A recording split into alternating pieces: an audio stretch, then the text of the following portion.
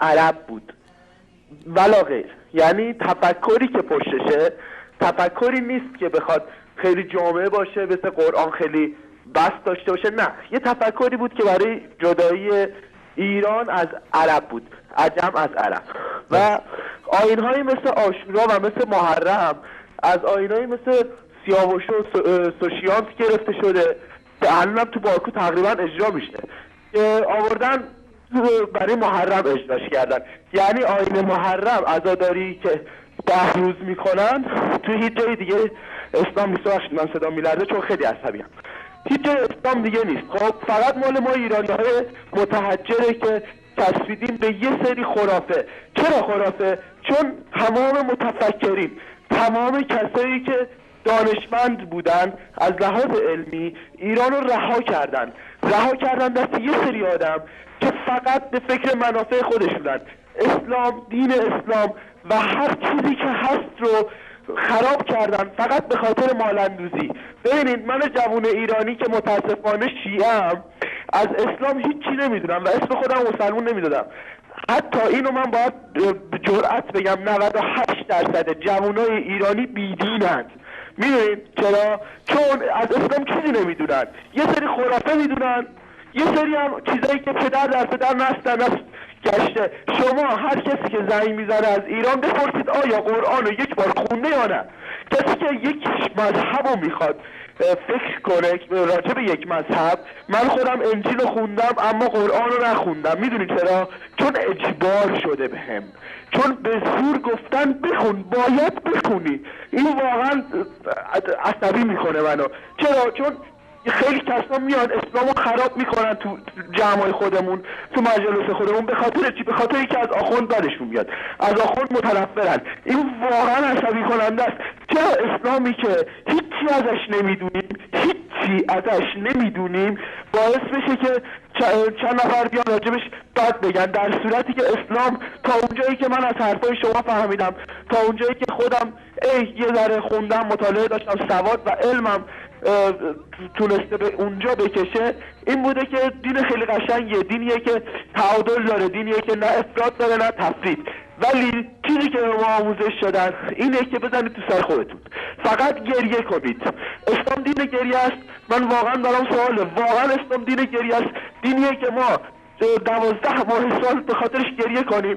یه نصیحت برادرانه به عنوان برادر کوچیکتون دارم، اگر میخواید به ما کمک کنید مذهب شیعه رو انقدر نزنید. ما هممون بهتر از شما میدونیم شیعه چیه، چون توش داریم زندگی میکنیم، اونم به اجبار. یارو برگشته میگه جای زنی که بشینه بعد مرد بره سر اون جایی که زن نشسته، معذرت میخوام، ببخشید، عذر میخوام، باسن زن اونجا بوده، بلند شده الان جای اون باسن گرمه، من برم بشینم قولم روشن. شما جای من عصبی نمیشی؟ میشی دیگه، قربونت برم. پس تو جایی که بخوای وقت عزیزتو صرف کنی که تشیع خراب کنی، به جای اون کار بیا بشین اسلام رو توضیح بده برای من، قرآن رو توضیح بده. بابا به خدا من الان 1.5 سال دارم میگردم که یه قرآنی پیدا کنم که ترجمهش اصلش باشه، نیست. یه کسی رو پیدا کنم که تفسیراتی که تو مغز خودش از قرآن نگه، اون چیزی که هست رو من بگه. برادر عزیز، دیگه هم دارم از جنگ هایی مثل جمل، مثل احد، مثل بدر و زندگی و روایات پیغمبر، اون چیزی که هست رو تعریف کنید، نه اون چیزی که آخوندا میگن.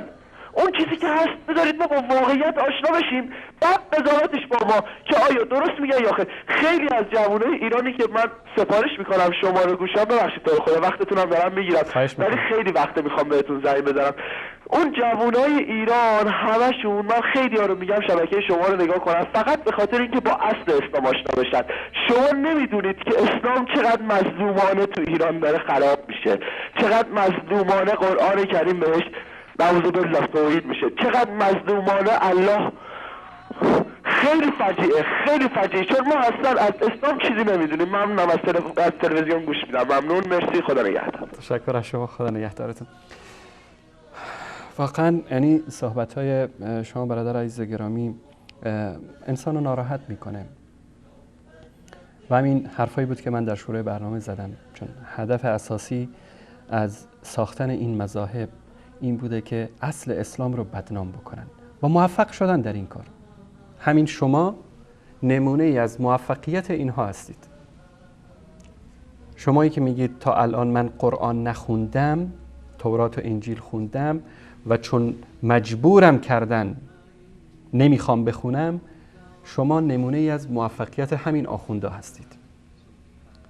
هدف اینا همین است، اسلام را به اندازه‌ای بدنام کردن که امروز شما و امثال شما جوانان ایران متنفر هستید از اسلام، از پیامبر اسلام، از قرآن. هدف اینا همین است. این که ما چرا از تشیع صحبت میکنیم به عنوان یک جریان انحرافی در اسلام، ما تا مشکل رو درک نکنیم نمیتونیم علاج بکنیم. شما میرید پیش دکتر، خیلی دکتر خوبیه، اون میکروبی که در وجود شما هست رو کشف نمیکنه، متوجه نیست که مرض شما چیست، هی دارو بهتون میده اما این دارو تاثیر نمیکنه. دکتر دیگه چیکار میکنه؟ قطراتی از خون شما رو میگیره میفرسته لابراتوار، بعد اونجا کشف میکنن که بدن شما میکروبی داره به اسم فلان و برای این میکروب فلان قرص مناسب هست. دکترایی که متخصص باشن اگر متوجه شده باشید یکی یا دو تا دارو بیشتر نمیدن. دکترایی که زیاد دارو میدن یکی نمونه‌اش اینه، یعنی سببش اینه که مرض رو تشخیص ندادن. گفتن خب اگر که مالاریا باشه این دارو تاثیر میکنه، اگر که نمیدونم فلان باشه این دارو تاثیر میکنه. 3-4 تا دارو میدن، هر کدومش که تاثیر کرد، اگر نکرد خب آثار جانبی هم که بیمار داره به جهنم بذار بمیره. بعضی دکترها اینطوری برخورد میکنن. اما طبیبی، پزشکی که تشخیص بده بیماری رو، اون دارویی رو تجویز میکنه که مفید هست برای بیمار و اون بیماری رو برطرف میکنه. شما تا بیماری رو نشناسید نمیتونید خودتون از دست این بیماری نجات بدید. تا عبدالله ابن سبع یهودی رو نشناسید، تا مجلسی و کلینی رو نشناسید، نمیتونید خودتون از این طلسم آخوندیزم نجات بدید. باید بشناسید. من خیلی از دوستان که باشون صحبت میکنم میگن که ما میخوایم مثلا در مورد اهل سنت بیشتر اطلاع پیدا بکنیم. من بهشون میگم شما در مورد مذهب خودتون اول اطلاع پیدا بکنید. کافی است یک شیعه بره همین کلینی رو بخونه، کافی رو بخونه، از اسلام و تشیع و دین و اهل بیت و پیامبر از همه چیز بیزار میشه. پنهان میکنن از شما، حقایق رو بهتون نشون نمیدن. جرأت دارن، مردانگی دارن اصل کتب خمینی رو بیان ترجمه کنن در اختیار مردم قرار بدن؟ آیا مردم از خمینی و انقلاب خمینی متنفر میشن یا نمیشن؟ چرا امروز در صدا و سیما، در رسانه ها گزینشی پخش میکنن سخنرانی های خمینی رو، هرچی که گفته پخش نمیکنن؟ هزاران ساعت سخنرانی داره، چرا همه رو پخش نمیکنن؟ چون میدونن که چی گفته در این سخنرانی ها. آبروی خودش هم برده، آبروی مذهب هم برده، آبروی نظام هم برده. شما هر وقت که اصل دینتون رو شناختید و این مذهبی که به شما تحمیل شده رو شناختید، بعد از اون باید به سراغ دارو برید. دارو چی است؟ قرآن. داروی بیماری شما و امثال شما جوانانی که گرفتار این بیماری ها هستن قرآن است.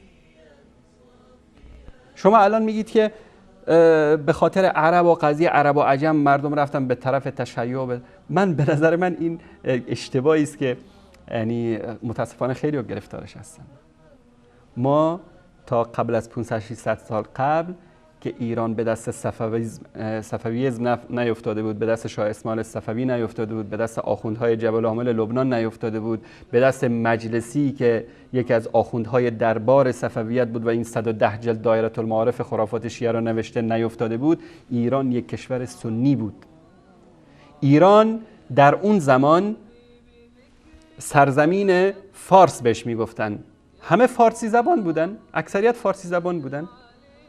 همین ایران در اون زمان قبل از صفویت، مسلم نیشاپوری صاحب کتاب صحیح مسلم، ابن ماجه قزوینی صاحب سنن ابن ماجه، اصفهانی، امام بخاری و ابو ریحان بیرونی و هزاران نفر صدها هزار نفر از علما در مجالات مختلف، زکریای رازی و یعنی اگر من بخوام تا صبح فقط اسم و سال تولد علمای فارسی زبان یا از سرزمین فارس رو برای شما بیان بکنم، هنوزم این وقت کفایت نخواهد کرد. در زمانی که ایران اسلام ناب محمدی و اسلام خالص و اسلام حقیقی رو میشناخت، امثال این علما به جامعه تحویل داد، به جهان تحویل داد. امروز عربها افتخار میکنن به ابو داود سجستانی، به نسائی، به ابن ماجه قزوینی، به مسلم نیشابوری، به این علمایی که امروز علم حدیث پیامبر رو برای ما حفظ کردن. عرب و عجم بهشون افتخار میکنه. اما امروز سرزمین همین علمایی که یک زمانی افتخار برای اسلام بودن و تا امروز هم هستند، جولانگه عده‌ای احمق و جاهل و زندیق و مشرک شده که مردم رو دارن از دین متنفر میکنن. از موقعی که اینها اومدن و مذهب رسمی ایران رو مذهب شیعه صفوی قرار دادند، آنطوری که دکتر شریعتی هم اشاره میکنه در کتاب‌های خودش، بعد از اون به جای اینکه ملت ایران پله‌های پیشرفت و ترقی رو به پیمایت، یعنی امروز در نزد جهان اسلام متنفرترین کشور ایران است. از اسرائیل بدتر در بعضی از کشورها معامله میشه. تقصیر ملت شریف ایران نیست، تقصیر همین آخوندهایی است که این تصویر ذهنی زشت را از ایران در اذهان دیگران ایجاد کردن. شما رو به خدا این مقطعی که من نشون دادم، کلیپی که نشون دادم که جمع شدن در اینجا، یک آخوندی هم در وسطشون نشسته، ابوبکر و عمر و عثمان رو لعن میکنن. خب شما به نظر شما تصویر ذهنی مسلمانان جهان از شماها چه خواهد بود؟ از دینتون، از مذهبتون، از آخونداتون، از علماتون، از حکومتتون. پس تقصیر اسلام نیست. و اینکه شما دور ماندید از قرآن، اینجا هم تقصیر اسلام نیست. شما برید، امروز اینترنت مانند یک دهکده کوچیک همه جهان رو به هم نزدیک کرده. در همین سایت عقیده، دوستان عزیز، من این سایت رو باز میکنم که بینندگان عزیزمون با این سایت آشنا بشن. دوستان عزیز نشون بدید لطفاً این سایت رو. شما فقط برید به این سایت www.aqeedeh.com و در بخش موضوعات قرآن، در بخش قرآن شما هر چه بخواهید هست. تفسیر میخواید، اسباب نزول میخواید، ببینید تفسیر تابشی از قرآن، ترجمه و تفسیر قرآن کریم، جلد اول، جلد دوم، جلد سوم، جلد چهارم. مؤلفش کیه؟ آیت الله العظمی سید ابوالفضل ابن رضا برقی، یکی از مراجع بزرگ قم، هم دوره خمینی، که بعد از این که الله سبحانه و تعالی ایشون رو به راه راست، به راه توحید و یکتاپرستی هدایت کرد، خانه نشینش کردن، توهین بهش کردن، قصد ترورش رو کردن، اهانت‌های فراوانی به ایشون شده. و در بخش تفسیر فقط ترجمه قرآن کریم، ترجمه تابشی از قرآن، ترجمه جدولی قرآن، ترجمه شاه ولی الله دهلوی، ترجمه معانی قرآن توسط محمد گل گمشادزئی، ترجمه معانی قرآن توسط مسعود انصاری. ببینید تفاسیر مختلف، تفسیر احسن الکلام، تفسیر انوار القرآن، جلدهای مختلفش، تفسیر بزرگترین سوره قرآن، تفسیر جلالین فارسی، جلد اول، دوم، سوم، ششم، پنجم. ببینید تفسیر راستین، ترجمه تیسیر کریم الرحمن. ببینید ما در اینجا تفسیر معارف القرآن 12 جلد هست تقریبا. بر روش‌های مختلف داره این تفاسیر، از علمای احناف هست، از علمای سلفی هست، از علمای حنبلی هست، از علمای مختلف جهان اسلام. میتونید شما به هر کدوم از اینا برید اعتماد بکنید. اما من بهترین تفسیری رو که در بین این تفاسیر دیدم از نگاه ادبیات فارسی، تفسیر انوار القرآن است که نوشته استاد عبدالرؤوف مخلص، رئیس دانشکده الهیات دانشگاه هرات سابق. ایشون بهترین تفسیر رو در این باب نوشتن، مختصری از چند تفسیر است در 6 جلد. میتونید از این تفاسیر استفاده بکنید. هر کدوم از شما عزیزان ایمیل بفرستید به ایمیل book@visalhaq.tv. دوستان این ایمیل رو زیرنویس خواهند کرد. هر کدوم از این تفاصیل رو بخواید ما براتون میفرستیم، چون این سایت طبعا در ایران فیلتر شده و این آخوندا نمیذارن که شما به حقایق پی ببرید. همه این سایت ها رو فیلتر کردن. حتی همکاری با این سایت ها جرمه. چه بسیارن کسانی که به خاطر همکاری با این سایت ها امروز در گوشه‌های زندان افتادن، چون نمیخوان مردم بیدار بشن. چون هر وقت که جوانهای ایران بیدار شدن، اون غل و زنجیری رو که آخوندا به گردنشون انداختن میندازن دور.